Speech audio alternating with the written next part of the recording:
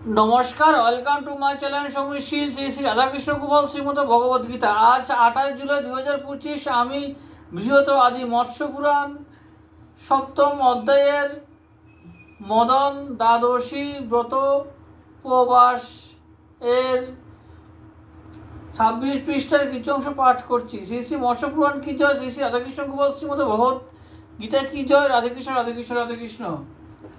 নম পঞ্চশ্রায় বলিয়া অতঃপরে মাধবের বাহুদয় পুজিবে সাদরে, সবশেষে সর্বাত্মনে নম মন্ত্র বলি হরির কিরীট প্রতি দিবে পুষ্পাঞ্জলি। এই রূপে কেশবের সর্বাঙ্গে পূজিয়া ব্রাহ্মণকে কুম্ভ দিবে ভক্তি করিয়া, অনন্তর দ্বিজগণে করাবে ভোজন, আহার করিবে পরে নিজে অলবন।